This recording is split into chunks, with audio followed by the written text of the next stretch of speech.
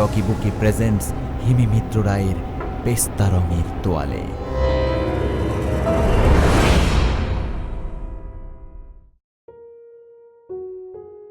বাইরের ঘরে ব্যস্ততার শেষ নেই।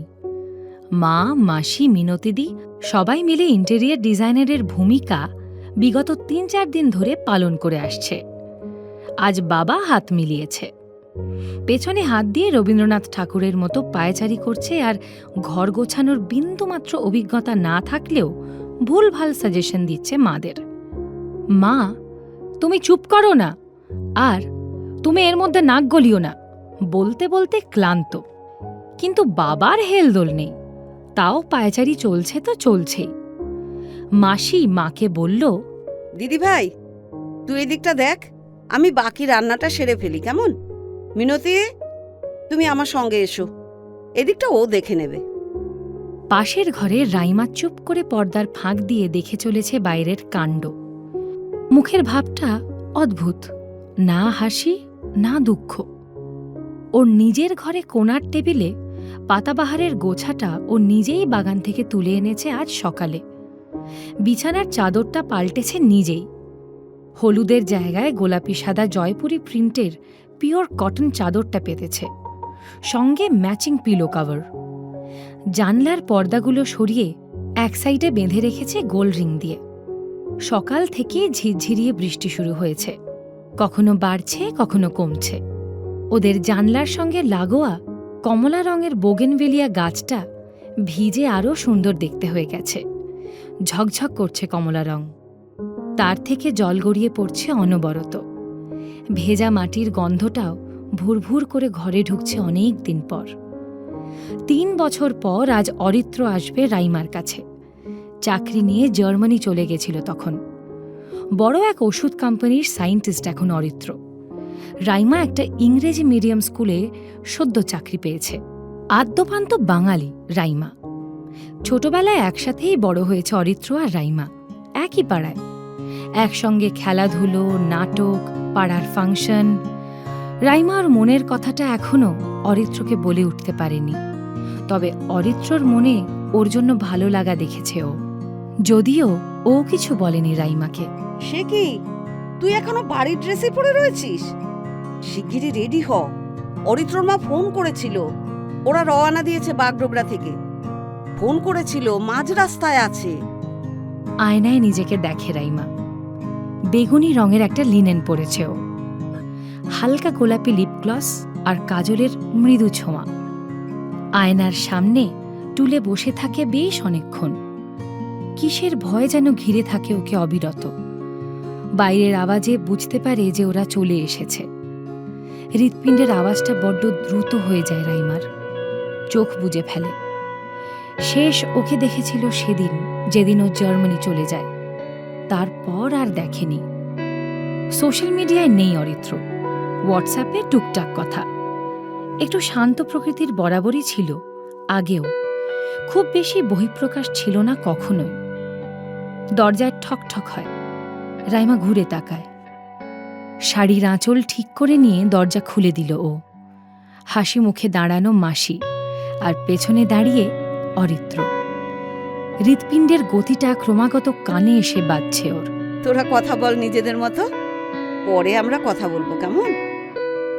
যাও তো অরিত্র, মেয়েটা আজ একবারও ঘর থেকে বেরোয়নি জানো।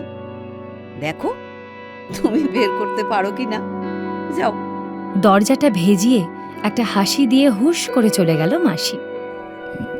মেয়ে বড্ড ফর্মাল, এখনো আগের মতোই। রাইমাও ফর্মাল হয়ে বলল, প্লিজ কাম।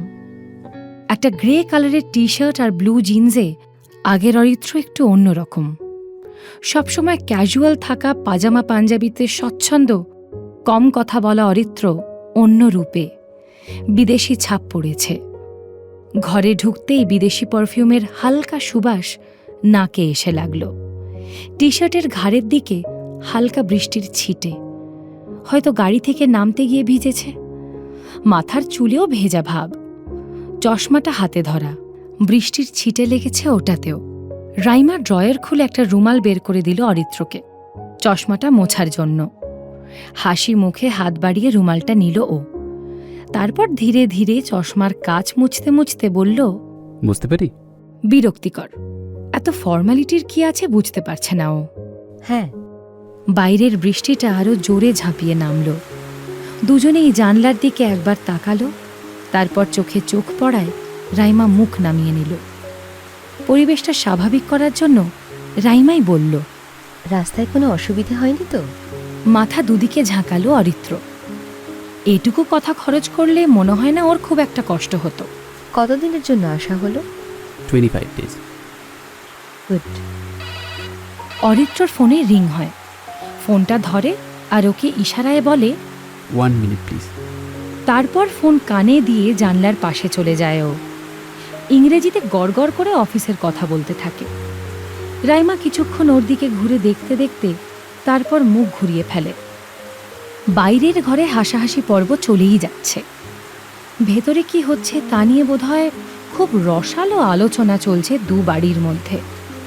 হাসির দমকে সেটাই প্রমাণিত। এদিকে রাইমার ভেতরে কি হচ্ছে সেটা কি কেউ জানে? কত কথা মনে আসে পরপর রাইমার। একবার নাটক করতে গিয়ে স্টেজ ভেঙে পড়ে জঘন্য অবস্থা। রাইমা গিয়ে পড়েছিল একদম অরিত্রর ঘাড়ের উপর। সবাই খুব হাসাহাসি করেছিল দেখে। চোট লাগেনি কারোরই অবশ্য। ছোট থেকেই অরিত্র খুব চুপচাপ, ফিলিংস কম, যে কোনো কিছুতেই। পরীক্ষায় যখন খুব ভালো রেজাল্ট করত তখনও কোনো উচ্ছ্বাস নেই, যেন এটা হওয়ারই ছিল। এই যে এত বছর দেখা সাক্ষাৎ নেই, তার জন্য সেই আর্জটা দেখা যাচ্ছে না। জার্মান সুন্দরীদের দেখেও যে ওর খুব একটা হেলদোল হবে সেটা নিয়েও সন্দেহ আছে রাইমার। কেমন যেন একটা ছেলেটা। এটা একবার পড়বি? হকচকিয়ে যায় রাইমা, পেছনে ঘুরে। কখন কথা শেষ করে অরিত্রর পেছনে এসে দাঁড়িয়েছে খেয়ালই করেনি। উঠে দাঁড়িয়ে পড়ে ও। খুব কাছে অরিত্র। হাতে ধরে থাকা একটা টেরাকোটার কানের দুল এগিয়ে দেয় রাইমাকে। রাইমা অবাক হয়ে যায়, হাতে নিয়ে বলে, এটা কি? ওই দেশে একটা মেলায় এসেছিল, সেখানে শান্তিনিকেতনের থেকেও একটা স্টল ছিল। খুব পছন্দ হলো এটা তোর জন্য। পড়বি? না পছন্দ হলে থাক। এত ভয় আমাকে? ক্যাবলার মতো দাঁড়িয়ে থাকে অরিত্র। ভয়ে? কিসের? এত বড় একজন সায়েন্টিস্ট সামান্য একটি সাধারণ মেয়ের কাছে এসে তোতলাচ্ছে। ও দেশে সুন্দরী জার্মান মেয়েদেরকে প্রপোজ করার সময় কি সে তোতলাতো? আকাশ থেকে পড়ার মতো অবাক হয় ও। কিছু বলতে পারে না, হাঁ করে থাকে মুখটা। বিশ্বাস কর, আমার তেমন কিচ্ছু নেই। তাই? প্রমাণ দে তবে। কিভাবে প্রমাণ দেব? আমি জানি না, তুই জানিস। 3 বছর পরে এসে কি করে বুঝবো যে তুই স্বচ্ছ আছিস? বেচারা খুব নার্ভাস হয়ে গেছে, বোঝাই যাচ্ছে। যদি প্রমাণ দিতে না পারি তবে কি আমাকে আমাকে কি? মাথা নিচু করে ফেলে অরিত্র। বল, আমাকে কি? আমাকে গাধাই রয়ে গেলি, মস্ত একটা গাধা। আয় এখানে বস, ঠান্ডা লেগে যাবে। বিছানায় বসিয়ে রাইমা ওর তোয়ালেটা দিয়ে অরিত্রর মাথাটা মুছতে থাকে বকবক করতে করতে। অরিত্র চুপ করে তাকিয়ে থাকে ওর দিকে। রাইমার পেস্তা রঙের তোয়ালেটা টেনে নিয়ে নাকের কাছে এনে চোখ বন্ধ করে বলে, আমার সঙ্গে জার্মানি যাবি তো রাই? তুই জিজ্ঞেস করলি না তো আমি স্বচ্ছ আছি কিনা? অরিত্র হাসে, তাচ্ছিল্যের হাসি, যেন ওকে ছাড়া কাউকেই ভালোবাসতে পারে না রাইমা। রাইমার কোমর জড়িয়ে ধরতে চায় অরিত্র 2 হাত দিয়ে। এক ঝটকায় সরে যায় রাইমা। পেছনে যেতে যেতে বলে, অনেক দেরি করে ফেলেছিস। আমি ট্রান্সপারেন্ট নেই। কেউ ছুঁয়ে দিয়েছে আমাকে হৃদয়ের অনেক গভীরে, আর বের হওয়ার স্কোপ নেই। কোথাও একটা জোরে বাজ পড়ে। ঝমঝমিয়ে বৃষ্টির শব্দ শোনা যায় শুধু, আর মাঝে মাঝে দুটো দ্রুত হৃৎস্পন্দন।